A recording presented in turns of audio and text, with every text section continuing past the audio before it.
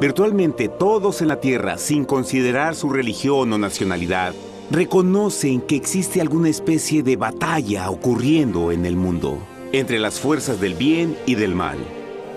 Una lucha colosal entre la luz y las tinieblas, la verdad y el error, la opresión y la libertad, lo bueno y lo malo, y finalmente, la vida y la muerte.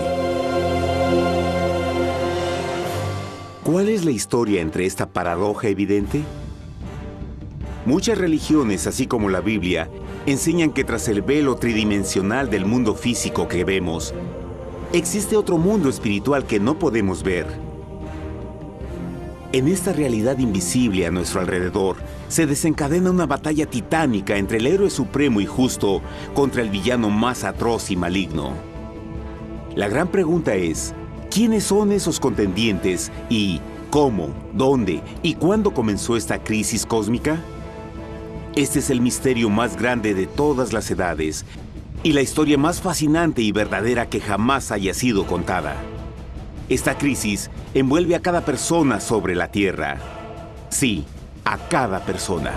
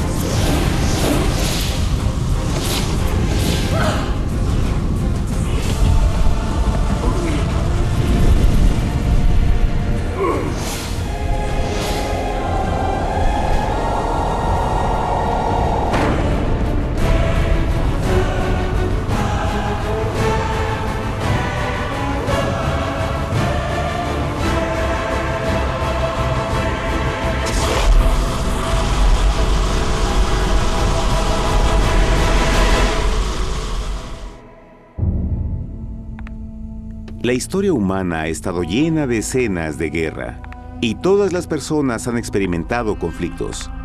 Pero para entender el origen del mal, debemos viajar al pasado, a la primera guerra en el universo. Porque esta guerra no ocurrió en la Tierra. Antes de que nuestro mundo existiera, hubo una guerra en el cielo. Hasta las palabras guerra en el cielo suenan como la última paradoja.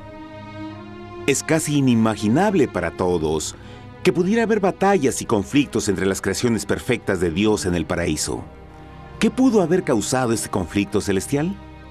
Por fortuna, un libro antiguo llamado la Biblia nos da suficientes detalles para poder atar los asombrosos cabos.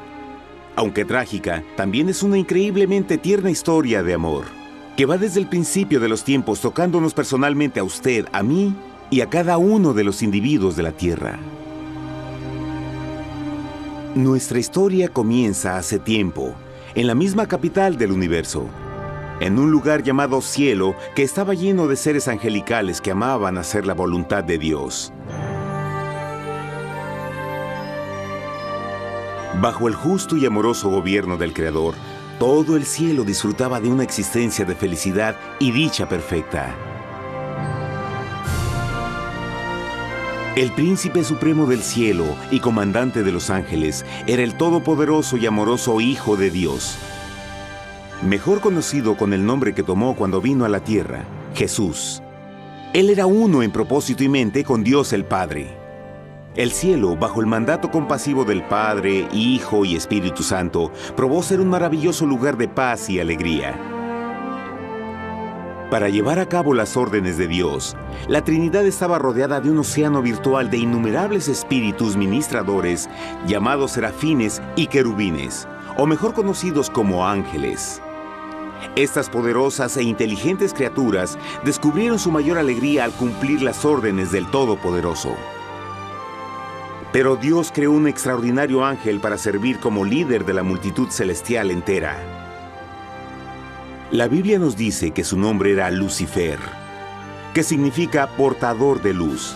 Este querubín fue el más grande ser creado por Dios y tenía la posición más cercana al trono de Dios, y estaba directamente bajo la autoridad de Jesús. El trabajo de Lucifer era comunicar la luz y el conocimiento de la voluntad de Dios a todos los otros ángeles. Lucifer fue el ser más espléndido creado por Dios. Era cautivamente hermoso y dotado con poderes asombrosos de liderazgo y organización. Entre los ángeles, él fue muy admirado, respetado y amado como amigo. Aunque Dios previó la miseria que estaba a punto de ser introducida por Lucifer al reino de la luz.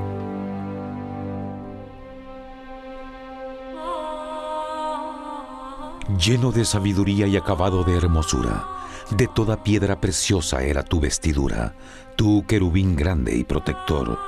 Yo te puse en el santo monte de Dios. Allí estuviste, en medio de las piedras de fuego te paseabas. Perfecto eras en todos tus caminos, desde el día en que fuiste creado, hasta que se halló en ti maldad. Cuando Lucifer pudo darse cuenta de su belleza y poder, su corazón comenzó a cambiar gradualmente. Permitió que su enfoque se alejara de Dios y dirigió su amor hacia él mismo. Tal vez nunca entenderemos el cómo y el por qué estas semillas de rebelión germinaron en su corazón. Pero el profeta Isaías nos da una visión del pensamiento de Lucifer. ¿Cómo caíste del cielo, oh lucero, hijo de la mañana? Cortado fuiste por tierra, tú que debilitabas a las naciones, tú que decías en tu corazón, subiré al cielo en lo alto, junto a las estrellas de Dios. Levantaré mi trono, sobre las alturas de las nubes subiré, y seré semejante al Altísimo. Lucifer gradualmente comenzó a codiciar el poder de Dios, pero no su personalidad. Al pensar en sus propias habilidades y belleza extraordinarias, los cancerosos tentáculos del orgullo y autoadmiración cautivaron su mente. Este resentimiento y envidia finalmente lo llevó a violar la sagrada ley de Dios y a rebelarse contra su gobierno. Necesitamos hacer una pausa y dejar algo en claro. Desde el principio, Dios ordenó que las leyes de la física gobernaran al mundo material en que vivimos. Sin esas leyes naturales, el universo sería un caos. Del mismo modo, las leyes morales de Dios siempre han provisto seguridad y estabilidad al cosmos. Algunos piensan que los 10 mandamientos no existieron, hasta que el Señor los entregó a través de Moisés en el monte Sinaí. Pero las Escrituras nos enseñan que los principios de las leyes de Dios han existido por toda la eternidad, pues son la base fundamental de su paradisíaco reino de amor. Fieles son todos sus mandamientos, afirmados eternamente y para siempre, hechos en verdad y rectitud. Los 10 mandamientos son un resumen de las características de un Dios de amor.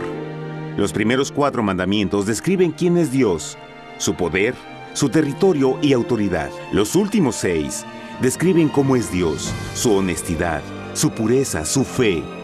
Todas estas cosas siempre han sido verdad y siempre serán verdad. Ahora, por primera vez en la historia de la eternidad, Lucifer comenzó a violar estos principios perfectos. Lucifer sabía que si iba a compartir el poder y estatus de Dios, necesitaría apoyo. Así que se puso a trabajar.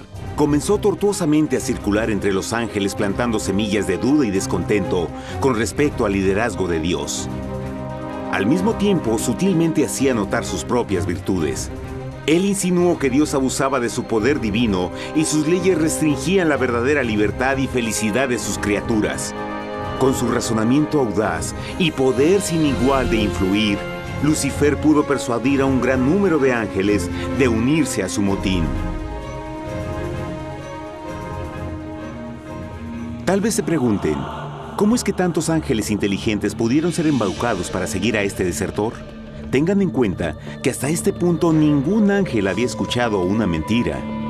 Y en esta temprana etapa de la rebelión, los ángeles no se dieron cuenta de cuán obsesionado se volvería Lucifer con adquirir la posición de Dios.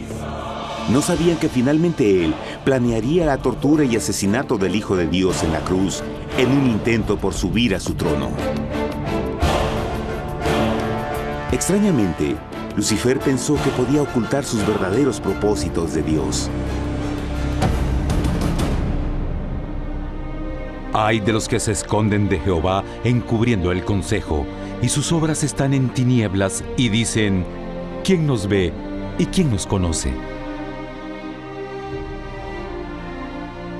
No crean por un momento que la rebelión de Lucifer tomó a Dios por sorpresa o desprevenido.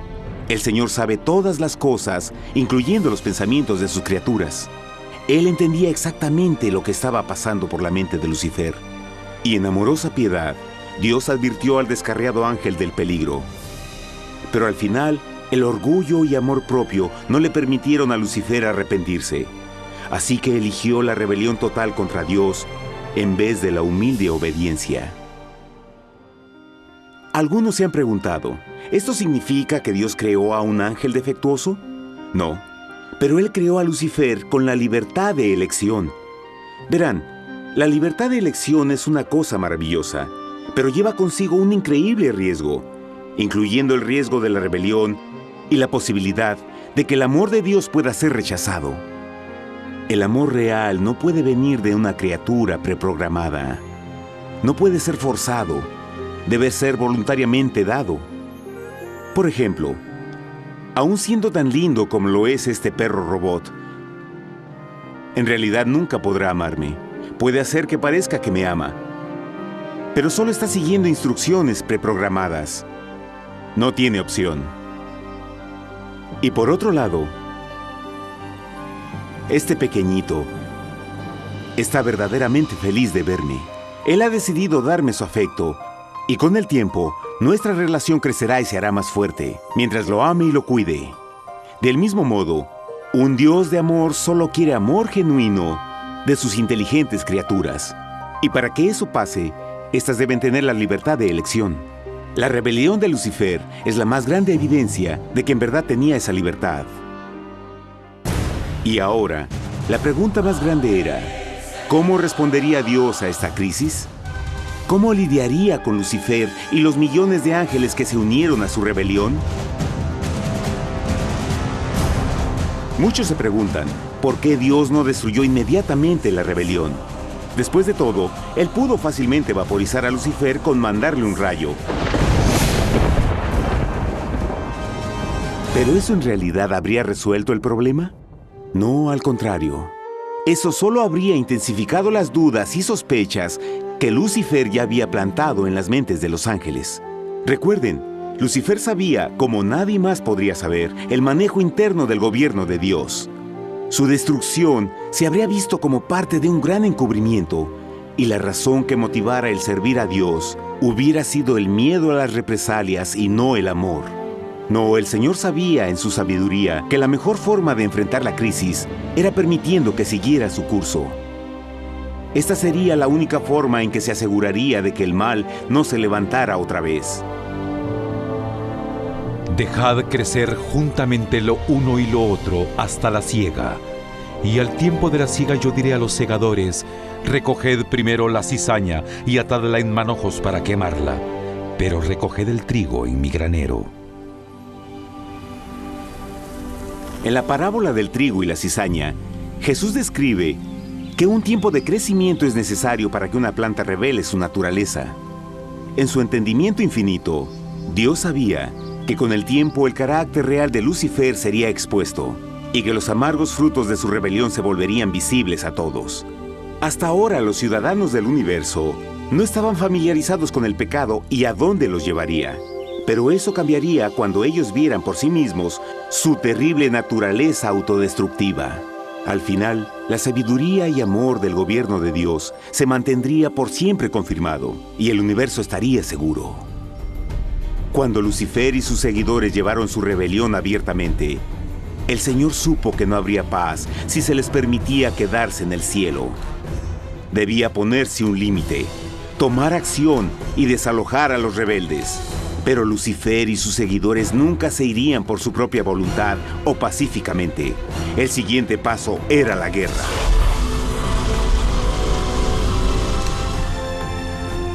Después hubo una guerra en el cielo. Miguel y sus ángeles luchaban contra el dragón, y luchaban el dragón y sus ángeles, pero no prevalecieron, ni se halló ya lugar para ellos en el cielo, y fue lanzado el gran dragón, la serpiente antigua que se llamaba Diablo y Satanás, el cual engaña al mundo entero. Fue arrojado a la tierra y sus ángeles fueron arrojados con él.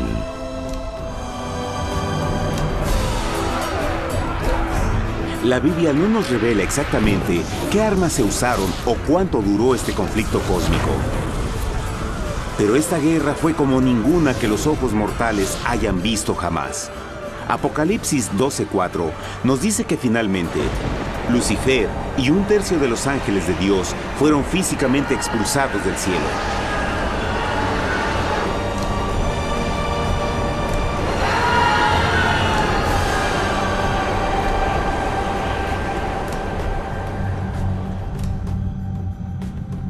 Pero, ¿qué venía después? Lucifer ahora tenía millones de ángeles de su lado, pero necesitaba un pedazo de suelo desde el cual continuar su rebelión. Pronto, demasiado pronto, el universo comenzó a entender lo doloroso y costoso que el pecado podría llegar a ser. Y la guerra no había terminado, apenas comenzaba. Lucifer, el portador de luz, ahora se volvió Satanás, el adversario.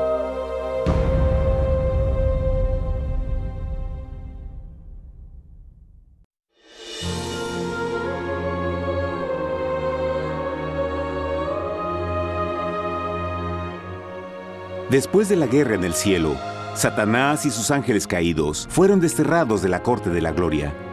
Por un tiempo el diablo y sus demonios vagaron por el universo, buscando inútilmente mundos que se compadecieran y que se unieran a su rebelión. Mientras tanto, el corazón de Dios sentía intensamente el vacío que creó la pérdida de Lucifer y sus ángeles. Y el Padre, Hijo y Espíritu Santo regresaron a su trabajo favorito, el maravilloso trabajo de la creación. Decidieron hacer un mundo nuevo, lleno con una variedad de asombrosas y diversas criaturas de amor. Este nuevo mundo sería único, porque las criaturas principales serían hechas a la imagen de Dios. Para ellos, el Señor también les daría dominio de este nuevo planeta que conocemos como Tierra. En el principio creó Dios la tierra, y vio Dios todo cuanto había hecho, y era bueno en gran manera. ¡Qué imagen tan asombrosa! Dios forma un nuevo mundo, nuestro planeta Tierra. Y con cada maravilloso día de la creación, algo nuevo y espectacular entraba a formar parte de la escena. Por ejemplo, en el tercer día Dios habló y vegetación hermosa y exuberante saltó a la existencia. Plantas de todos los colores, formas y tamaños. En el quinto día, el mundo estaba lleno con asombrosas, exóticas criaturas que podían ya sea elevarse por los cielos o deslizarse libremente por las aguas azules, y algunas podían hacer ambas cosas. El sexto día vio la presentación de una variada y diversa multitud de animales terrestres. Desde el gigante elefante hasta la pequeña ardilla, cada uno encontró un hogar en el nuevo planeta y un lugar para vivir en armonía con el resto de la creación. Y también en el sexto día, Dios creó al hombre. Entonces dijo Dios: hagamos al hombre a nuestra imagen, conforme a nuestra semejanza. Entonces Jehová formó al hombre del polvo de la tierra y sopló en su nariz aliento de vida, y fue el hombre un ser viviente. Y Jehová plantó un huerto en Edén, al oriente, y puso ahí al hombre que había formado.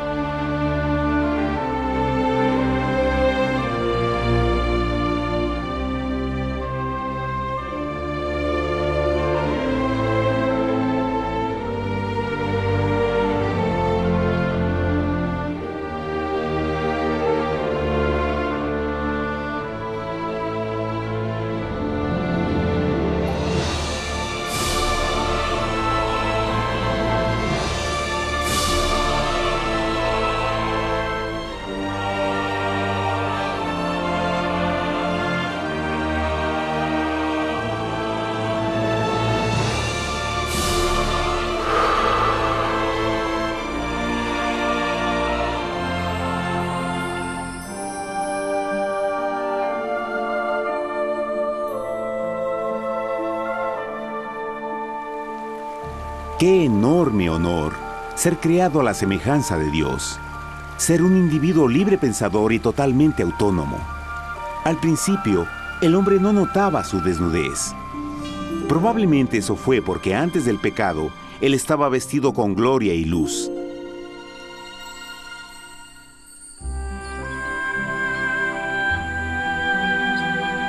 Dios también creó la compañía ideal para Adán, su bella esposa Eva.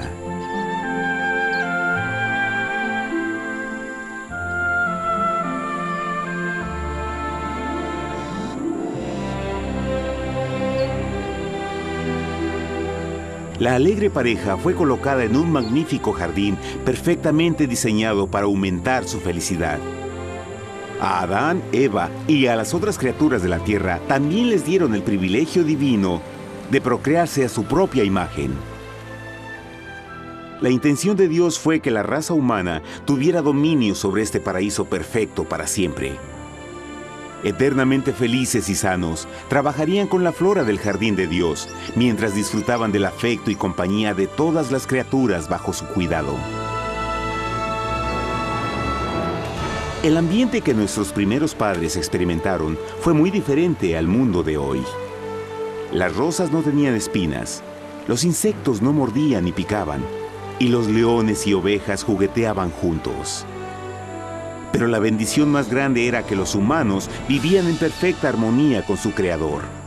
Cada séptimo día, Adán y Eva descansaban de su placentera labor y tenían una gozosa comunión con la visita de su Creador.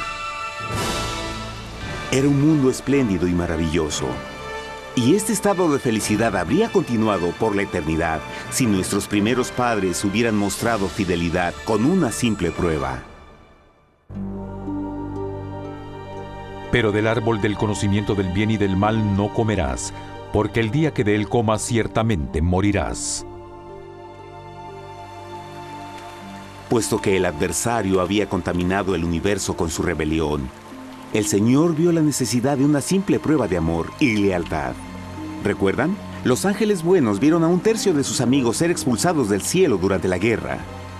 ¿Cómo podrían estar seguros que estos nuevos humanos no se unirían a Lucifer y causarían más problemas? Así que el Señor plantó un árbol único en el jardín. Un árbol cuyo fruto no debía ser comido so pena de muerte. Al pasar esta simple prueba de obediencia, Adán y Eva mostrarían su lealtad hacia Dios y su fe en su palabra. Aún más, era una prueba de amor. Por eso Jesús dijo en Juan 14, «Si me amáis, guardad mis mandamientos». Pero alguien más supo de esta prueba de fe y estaba determinado a usarla en su favor. Satanás estaba muy celoso de los humanos, quienes felices disfrutaban de la bendecida vida que él perdió. Su feliz existencia estaba en total contraste con la suya, la cual ahora estaba llena de culpa, pecado y miseria. En su resentimiento y enojo, no estaba dispuesto a dejar a la pareja en paz, pues el pecado siempre buscará arrastrar a otros consigo.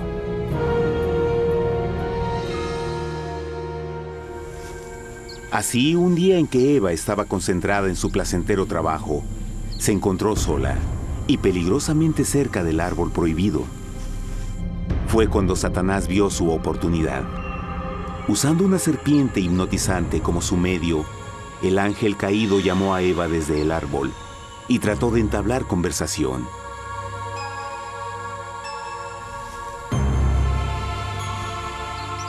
Sus palabras encantadoras fueron cuidadosamente calculadas para infundir desconfianza a Dios.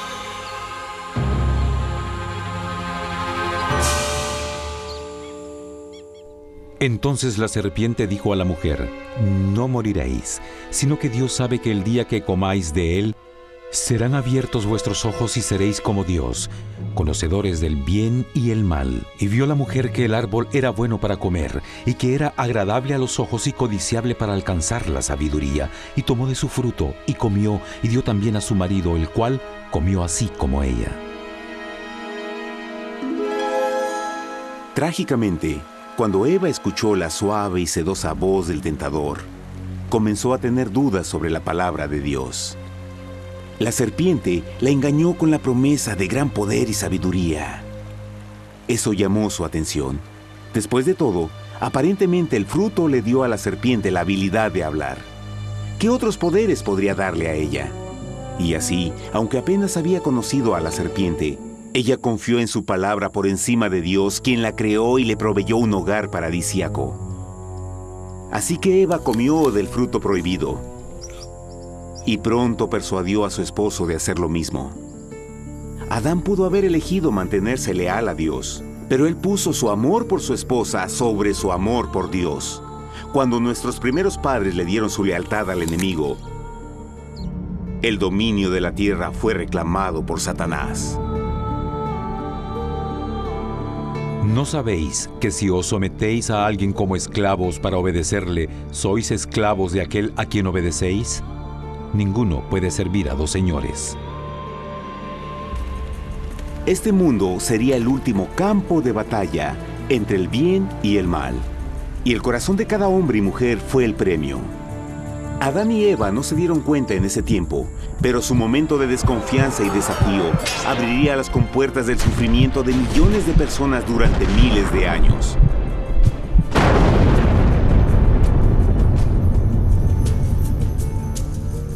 Por tanto, como el pecado entró en el mundo por un hombre, y por el pecado la muerte, así la muerte pasó a todos los hombres, por cuanto todos pecaron.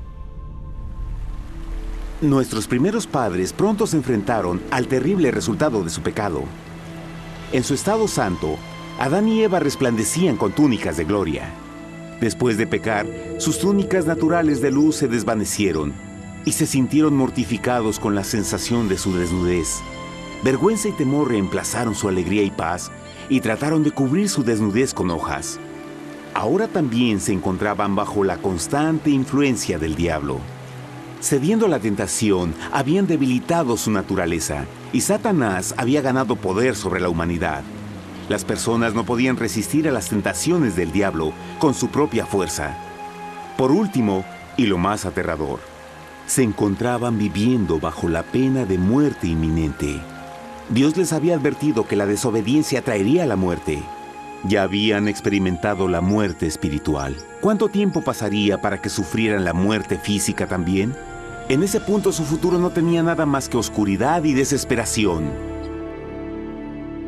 Echó pues fuera al hombre, y puso al oriente del huerto de Edén querubines, y una espada encendida que se revolvía por todos lados para guardar el camino del árbol de la vida.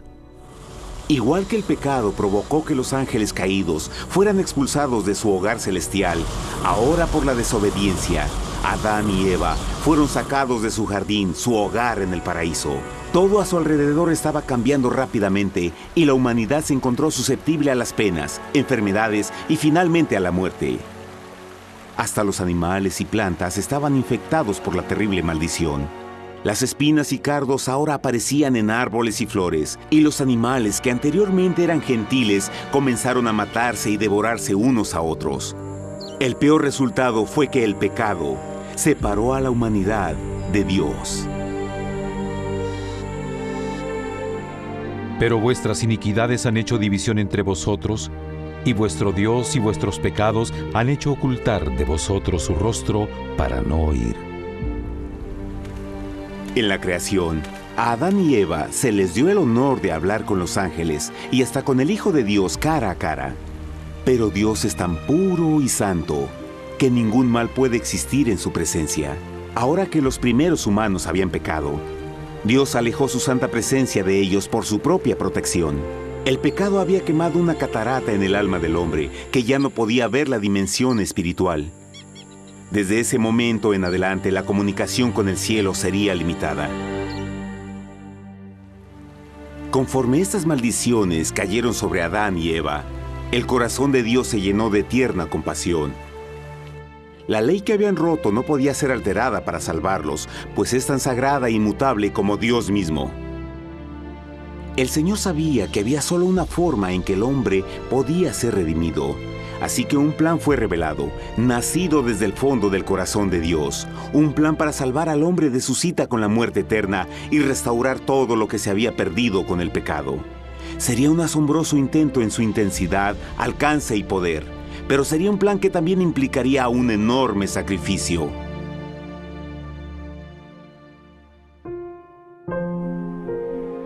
En esto se mostró el amor de Dios para con nosotros, en que Dios envió a su Hijo unigénito al mundo para que vivamos por Él. En esto consiste el amor, no en que nosotros hayamos amado a Dios, sino en que Él nos amó a nosotros y envió a su Hijo en propiciación por nuestros pecados. Las Escrituras claramente enseñan en Romanos 6:23, el costo del pecado es la muerte. La ley rota demandaba la vida del pecador, y solo había uno en todo el universo que podía calificar como sustituto de la humanidad.